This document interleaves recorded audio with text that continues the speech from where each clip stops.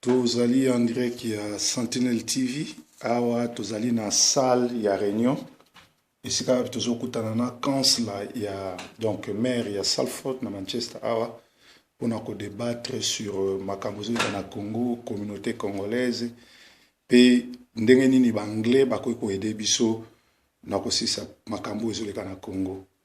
Donc na moi mokuse ezali proverbe 30-30 en direct à Sentinel TV na salle na biso ya réunion ozomona makambo nyonso tu ezala awa wana ye ndeko na biso DiCaprio oyo azali moko ya bato ya communauté ya congolaise awa aza na kotia biso na connexion na bakonzi ya mboka oyo mpo tomeka kolobela makambo ya Congo ndenge nini tozozela bango baede biso na mboka Congo. Problème makasi tozanga na Congo tomoni renseignement na SEMCO ekoti na réunion to éviter ce renseignement na SEMCO bafuti bango mongo mpo banile soulèvement populaire to limité puisque ba jeune oyo baza na Congo baza victime il y a 16 ans il y a barbarie il y a criminel Kabila. Communauté internationale bazo jouer jeune to éviter parce que à na poto na ambassade na Union européenne partout bazo ba Kabila faut respecter la constitution. Or constitution pour respecter en haut le 19 décembre il faut atika pour mandesi. Mais na place ba sa Kabila atika kende bango bazo gronder bazo intimider ba opposants congolais bazo intimider peuple congolais batika mobulu mais mutuazo boma bato mutuazo détruit congolais ça fait plus de 18 ans à boma bato za Kabila.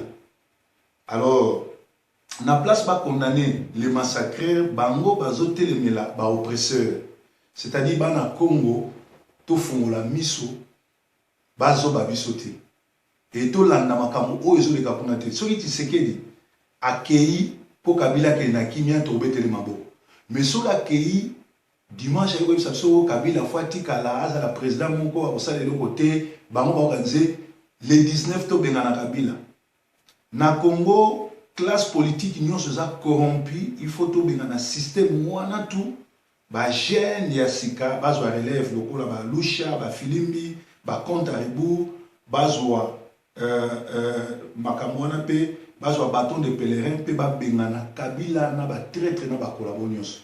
Donc na rétro de la semaine et l'autre est très important ezali koyebisa bato ke makambo ezoleka na Kinshasa et talibiso ni de près ni de loin parce que biso toza na date kaka moko le 19 décembre il faut to bengana Kabila et ba congolais nyonso tout au bala na diaspora na face à Bepa poto la ambassade bonimisa toza na live toza na face à Bepa bazo ya place oyo en attendant moto sali réunion oyo donc ça na réalité moko de fil bato bele bazoya po tozo sala réunion na bato ba décidaka to meka oyebisa bango ndeni bakoyede biso c'est-à-dire le 19 décembre biso ba congolais nyonso ya diaspora to boto la ambassade Kabila a engagé soit un peuple attaque Congo te sur quoi que ce soit et ba politiciens o ba koti na SEMCO boy ba que SEMCO ba nakala bazala ba traître ba kendaka côté ya ba oppresseur to bengana na Kabila na Tshisekedi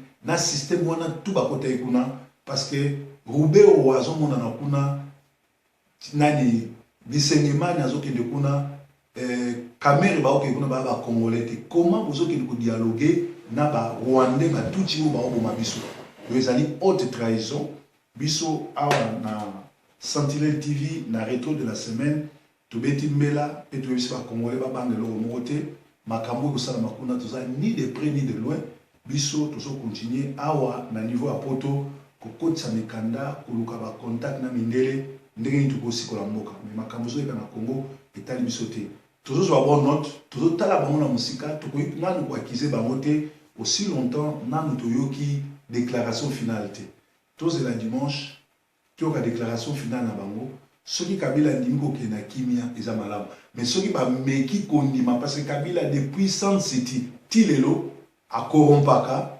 pour aboma ba congolais pour asala loko moté boye biso lelo oyo Kabila otika na son pouvoir pour asala ni na 16 ans, ça est le côté. Bozo l'indication dans pouvoir pourquoi et pourtant, constitution est claire, mandat il faut qu'il y ait président Moussousoya. Donc le 19 décembre, biso toujours là, président Moussousoya Congo, toujours c'est la sous Kabila.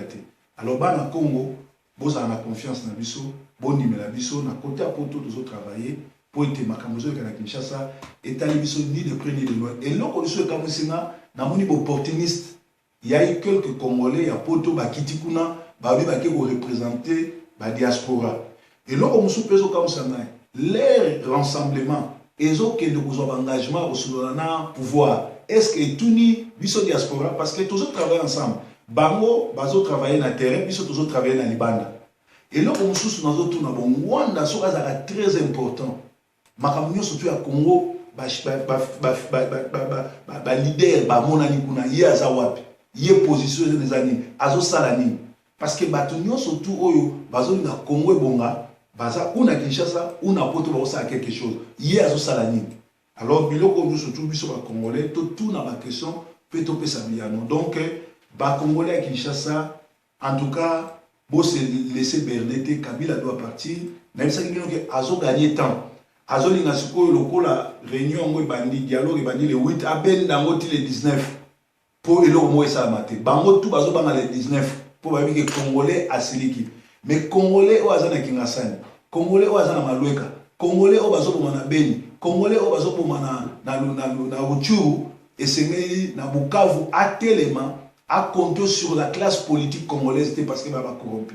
Je crois que dans Sentinelle TV, tout le monde vérité, retour de la semaine à Moana, tout ça, Awa, na Katia Réunion, tout ça, na Bakonzamboko, comme nous ce que nous pensons, dernier Bakoye de Bisso, pour l'institution Congo, et ça na bateau baza respectable, peut respecter peuple. Parce que Kabila na groupe ce sont des criminels, au bazo pour s'accrocher dans le pouvoir. Entre-temps, Kinshasa est comme solo, ville salité, paix et commis capitale à viol. Chaque boutou bazo boma, chaque boutou bazo kata machette, insécurité totale hors la constitution, président Azali garant ya sécurité ya mboka na ba citoyen. Kabila 16 ans salaire monté. Je ne vois pas pourquoi Bakou couper ses chances va reconduire même pendant une journée après les 19. Donc, les Alaki vont retrouver de la semaine avec Proverbe 30 depuis sans faute. Merci. Tout ça la réunion. Oui, tout ça, tout ça, mémoire.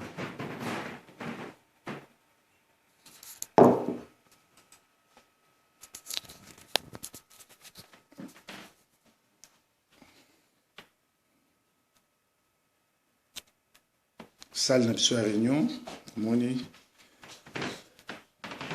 date na RP Sami, donc nous surtout à la Awa, nous avons un Park Studio, donc nous avons un contrôle, la note, nous avons surtout et en gros, donc tout ça bien.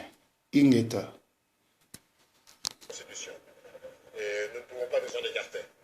Nous avons également à ouvrir l'espace politique. Vous savez que l'espace politique congolais est totalement fermé. Il n'y a pas seulement des prisonniers politiques, il n'y a pas seulement des détenus d'opinion, il y a aujourd'hui véritablement un espace politique qui s'est totalement refermé, y compris sur les activistes, sur les droits de l'homme, l'insécurité généralisée. Ces questions-là, nous devons y trouver solution ici, parce qu'il est temps maintenant, et c'est même un temps qui presse. Il nous reste quelques jours, et il y va de la responsabilité de tout le monde. Et je voudrais dire qu'on n'est pas ici, et il faut l'entendre, pour partager le pouvoir. Ce n'est pas une question de partage de pouvoir, de discussion. C'est avant tout trouver les vraies solutions. Et la vraie solution, c'est le respect d'un grand principe, qui est un principe démocratique.